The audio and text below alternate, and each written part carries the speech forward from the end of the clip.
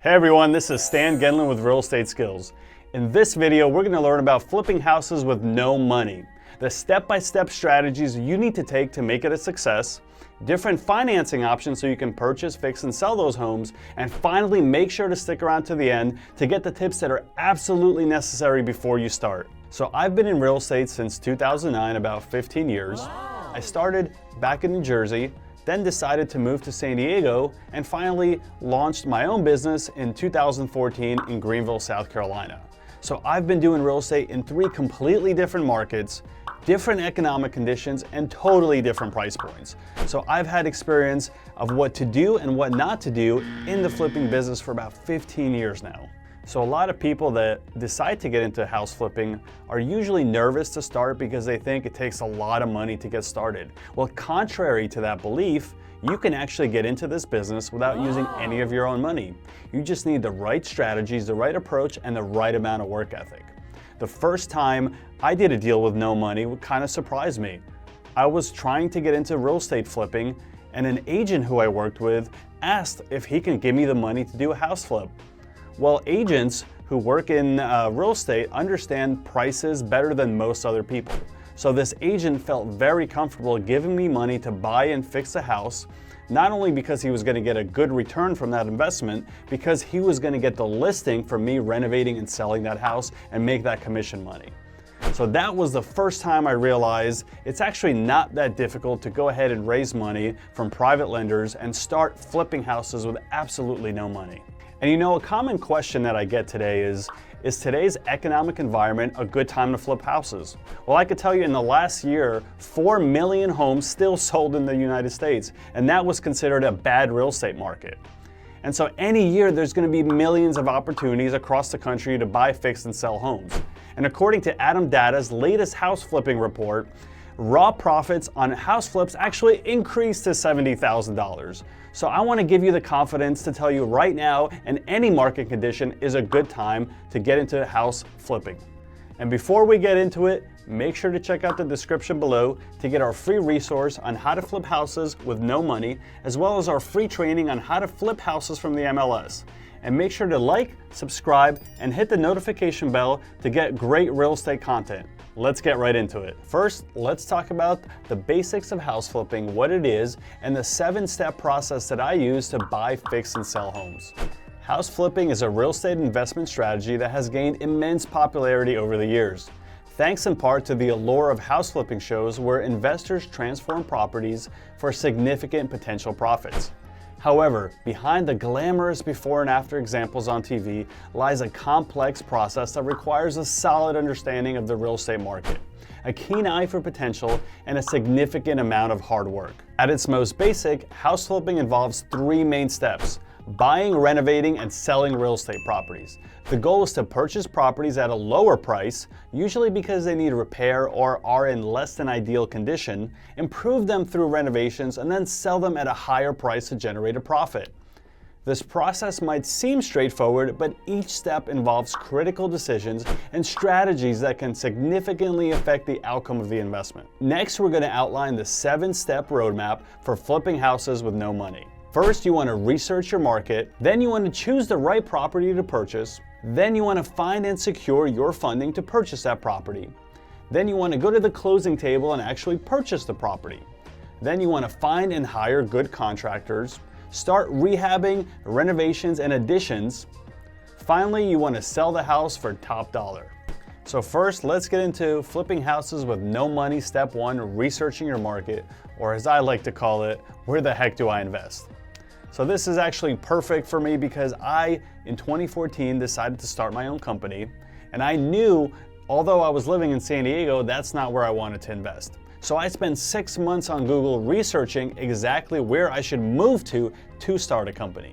And what I looked for those 6 months was which cities in the United States had the most factories opening, which had the most jobs coming, because I knew where jobs are being announced and factories are being opened, people are going to move there, homes will be built for those people, and house prices are going to go up. So I picked 3 different markets at the time after researching, 2 in Texas, 1 in South Carolina, and I ended up picking South Carolina because I love the city and decided to visit it before I picked it. So the city of Greenville, South Carolina had a big BMW factory opening at the time, and I knew because there was thousands of jobs coming to the area, home prices were going to go up. So you want to look for a market where jobs are being created, where home values are going up, and to figure that out, you can use great websites like Zillow, Redfin, or the MLS, which has great tools that will tell you are home prices in your area trending up or down.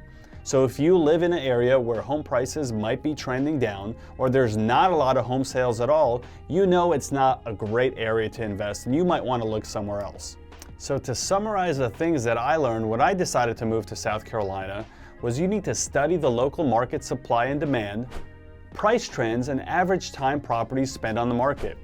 This information will give you insights into whether a particular market is favorable for flipping houses and help you make more accurate predictions about potential profits. Now let's talk about the 3 types of markets that I consider the best to get started in fix and flipping. So first, let's talk about investing in your own backyard.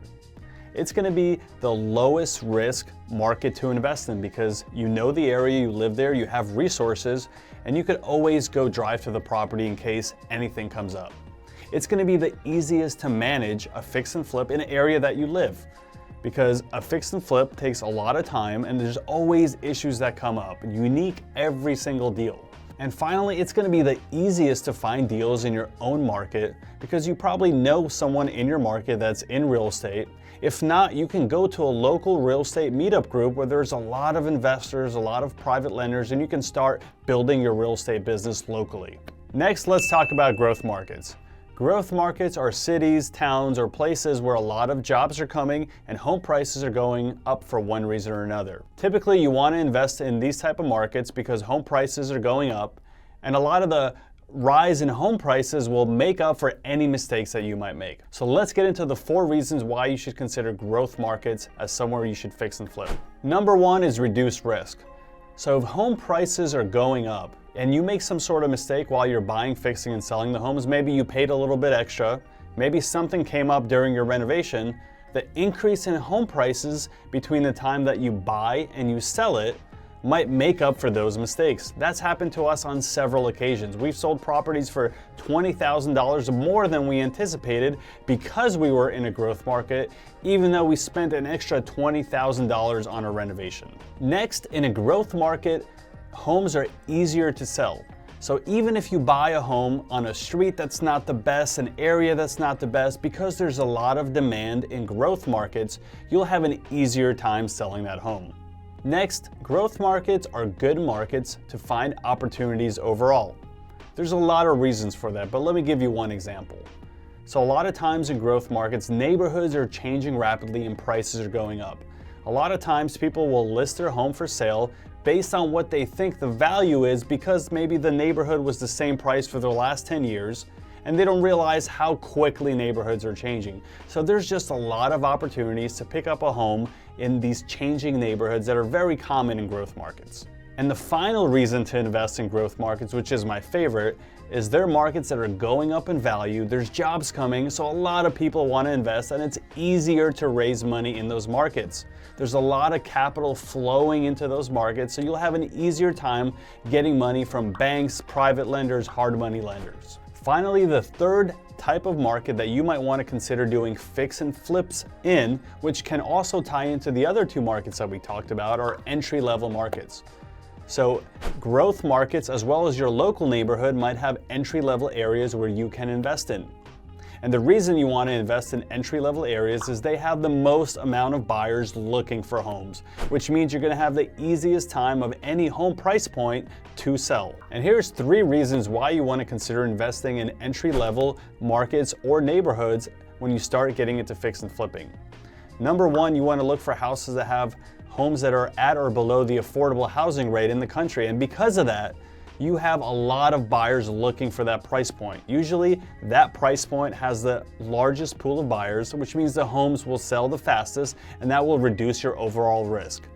Number 2, by buying in entry-level price points, usually you need the least amount of money to get into those markets so you can buy potentially multiple homes and do multiple projects at the same time, allowing you to scale and grow your business a lot faster than if you were buying in high price point homes, which will tie up a lot of your cash and not allow you to do a lot of projects at the same time.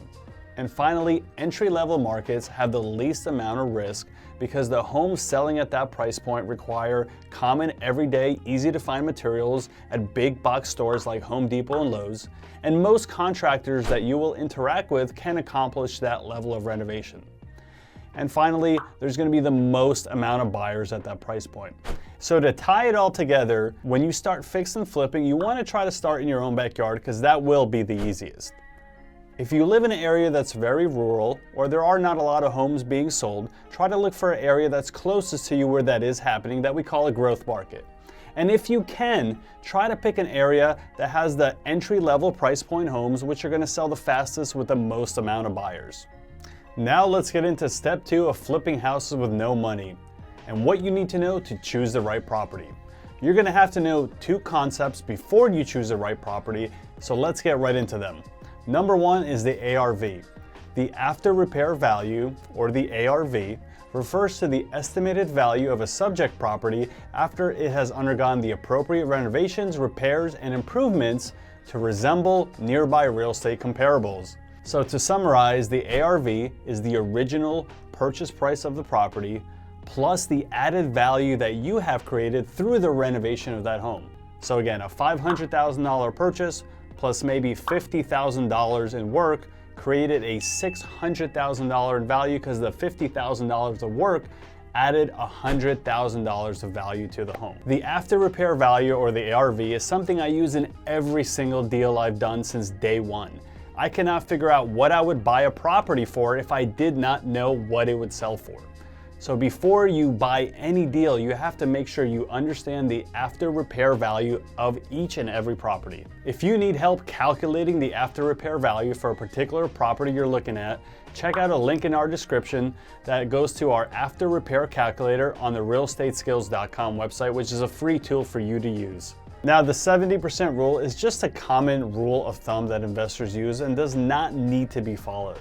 As a guideline, the 70% rule shouldn't be viewed as an objective truth.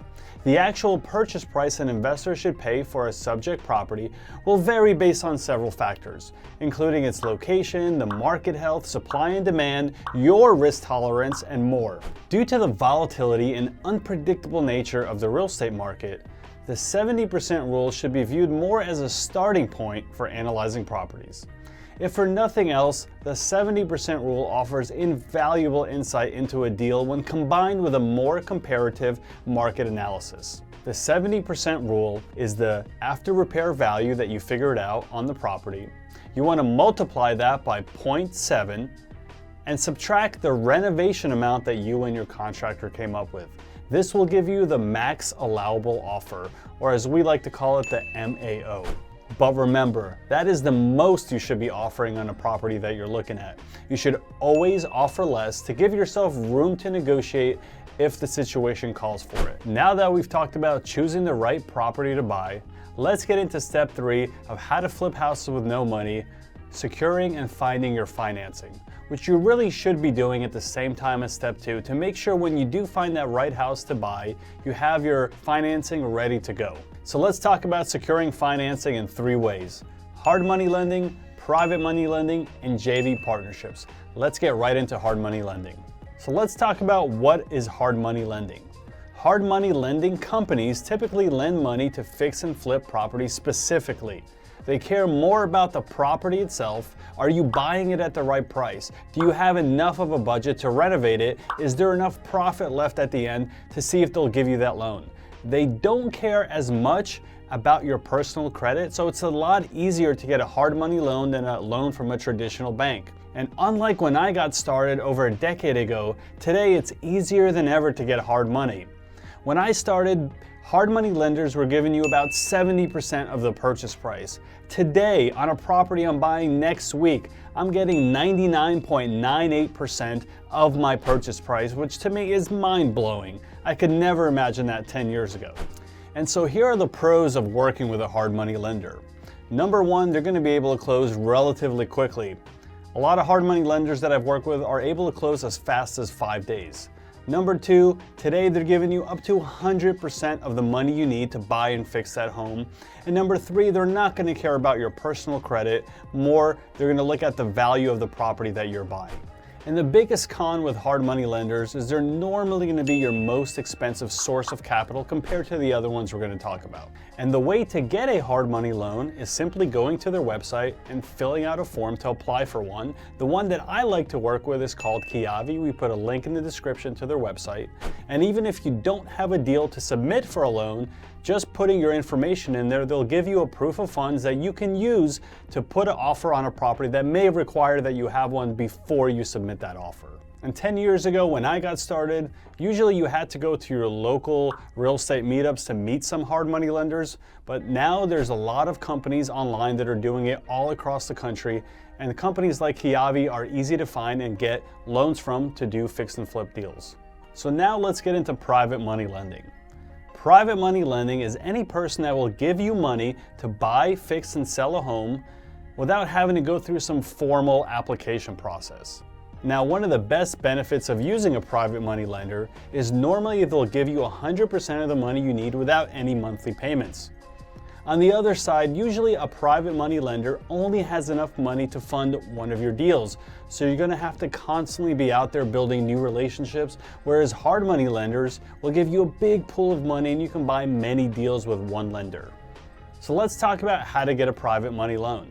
Well, I can tell you how I got my first private money loan. I was selling a house that I used hard money lending to buy, fix, and sell, and the agent that was representing the buyer had some extra money to lend. He saw that I did a good job with the deal and asked if I would want to borrow some money from him to do my next deal in exchange for me giving him the listing plus some interest. It worked out great and I ended up doing dozens of deals with this agent.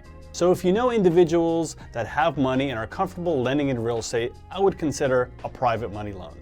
Next, let's talk about JV partnerships. What a JV partnership is basically when you partner with somebody, whether it's a contractor or someone that has money, and you basically split the profits on the deal at the end. So when I first got started, I knew a contractor that was slowly fixing houses for other clients. So I asked him, if I bring a deal to you, can you fund the deal and do the work and split the profits with me at the end? And it worked out well. Me and this contractor ended up doing over 100 deals over several years, and we still have a great relationship today. So partnering with anyone from a realtor to a contractor, even a private money lender I've done deals with when I first got started, I had a private lender come to me and say, hey, if I give you 100% of the money, will you give me a portion of the profit as my interest payment? And for someone getting started, this is a great way to launch your business. So again, a JV partnership is any partnership that you form with someone in the real estate industry to help you buy, fix, and sell homes and potentially split the profit with. One of the biggest positives of working with a JV partnership is usually they'll give you 100% of the money and they'll also add something else to the deal. They might know how to find the property, they might know how to do the work. Usually a JV partner does a part of the fix and flip process with you, whether it's finding, fixing, or selling the home. One of the negatives is you are getting into a deal with someone that you now have to share the ups and the downs. When the deals are going great and you're making money, everything is flowing nicely. But when things go south, it can get really hairy and you can end up in court with somebody. Versus a hard money lender or a private money lender, which will normally just take the house back and move on. So one of the best ways to get a JV partner that can add value to your business is going to your local real estate event. Normally those events will have contractors, realtors, lenders, wholesalers, people that find deals, and you can partner with them and let them do the part of the fix and flip process that you don't feel comfortable. That is the number one way I would recommend you meet a potential partner to create JV partnerships for your fix and flip business. So those are 3 great ways that you could secure and find money to flip houses with no money down. Now let's get into step 4 of how to flip houses with no money, purchasing the property, or what I like to call closing on the deal. Let's go through the process of closing on the actual house so you can fix and flip it, and talk about the key steps that are involved. Number one, when you put a house under contract, the first thing you want to do is send the contract to an attorney or title company that you have picked before you put it under contract so they can start the closing process. If you don't know a good one, a local real estate agent is a good one to ask for a referral. Next, you want to make sure you have builder's risk insurance ready for when you close on the property.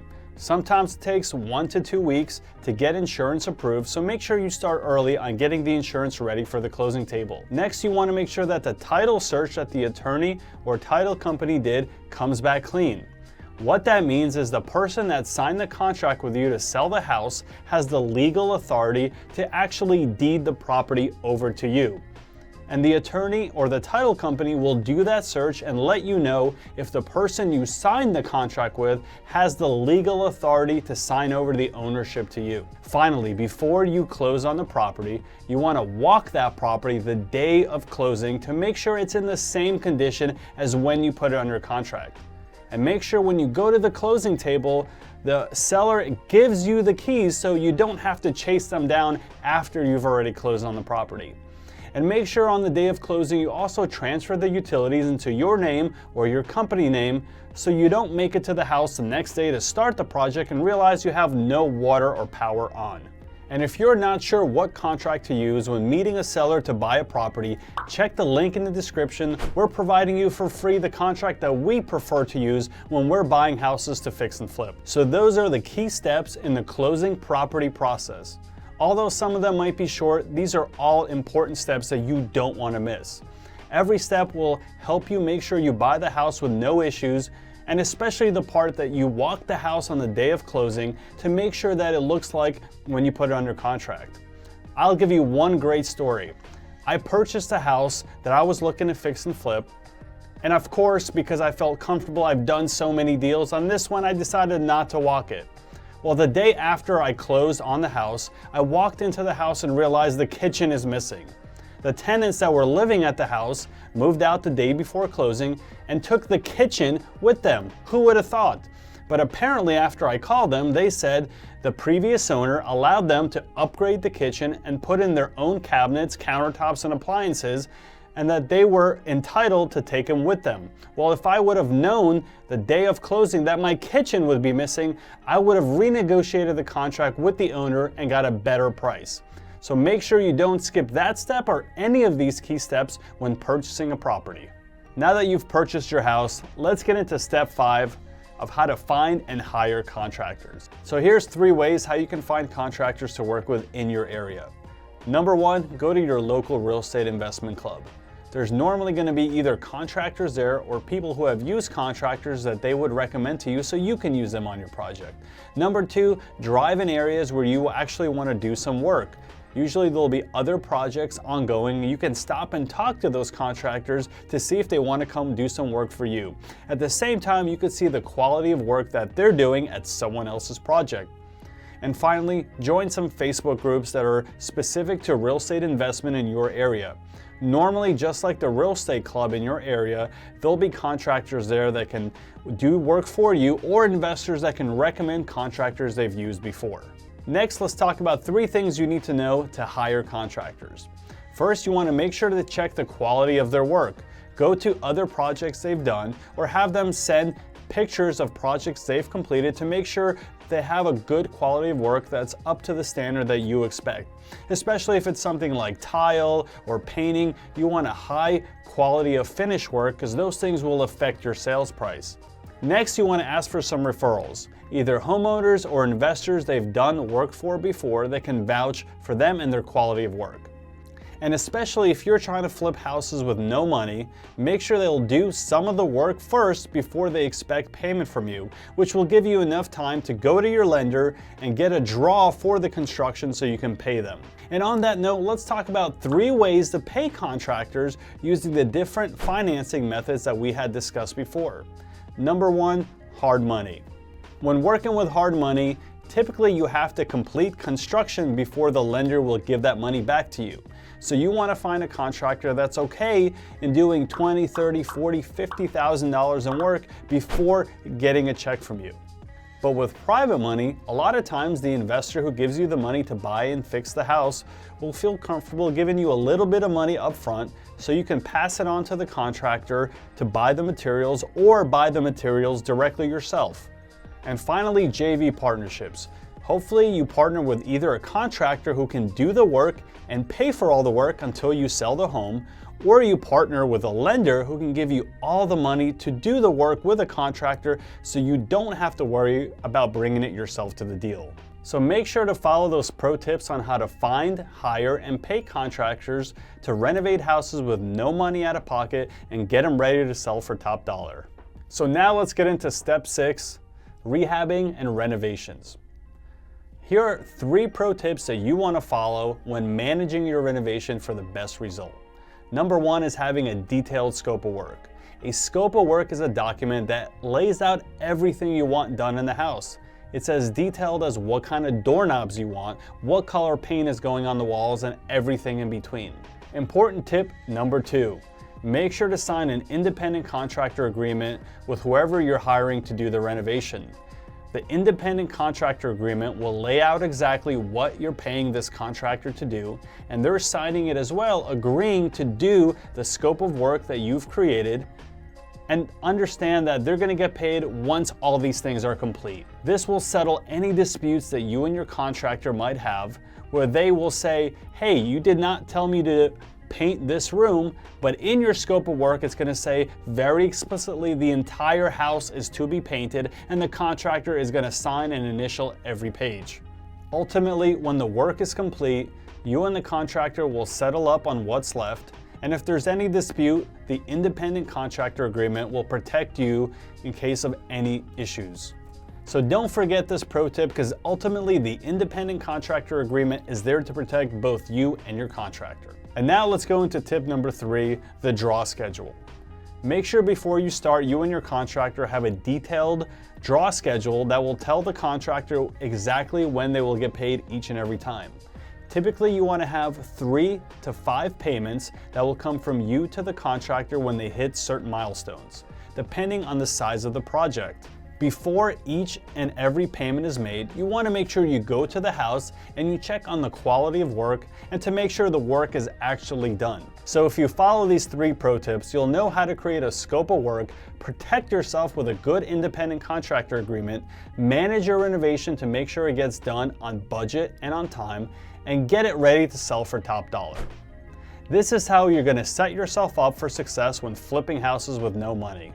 Now that the house is renovated and ready for sale, let's get to step 7, selling the house for top dollar, which is of course my favorite. Now there's 2 ways to sell a house that you renovated. Number 1 is selling it by yourself, which is stupid, so we're not even going to talk about it.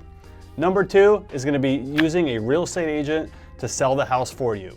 And the reason you want to do that is because a real estate agent will list the house on the MLS, which is the multiple listing service where the most people will see it for sale. And not only that, when you hire a real estate agent to sell your house, you're paying them a commission, but you're also offering a commission to other agents, so you're incentivizing millions of licensed real estate agents to bring a buyer to your house.